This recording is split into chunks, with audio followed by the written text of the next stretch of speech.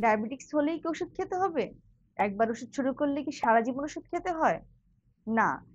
সাধারণ কিছু নিয়ম মেনে চলার মাধ্যমে ডায়াবেটিস নিয়ন্ত্রণ করা সম্ভব। তবে একটি নির্দিষ্ট সীমা পর্যন্ত। ডায়াবেটিস হয়েছে কিন্তু কখন আপনার ওষুধ লাগবে না।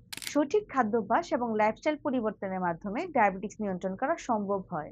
লাইফস্টাইল ম্যানেজমেন্ট যেমন সঠিক খাদ্যাভ্যাস, নিয়মিত ব্যায়াম, ওজন নিয়ন্ত্রণ এবং স্ট্রেস বা ঘুম ম্যানেজমেন্টের মাধ্যমে যদি আপনার HbA1c 7% কম রাখা সম্ভব হয়, সেক্ষেত্রে আপনাকে ডায়াবেটিস নিয়ন্ত্রণের জন্য ওষুধ লাগবে না। ডায়াবেটিস হয়েছে কখন ওষুধ শুরু করবেন?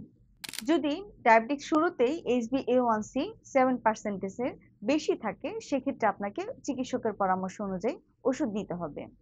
অথবা ৩ মাস লাইফস্টাইল ম্যানেজমেন্টের পরও যদি ডায়াবেটিস নিয়ন্ত্রণ সম্ভব না হয়, সেক্ষেত্রেও ওষুধ নিতে হবে।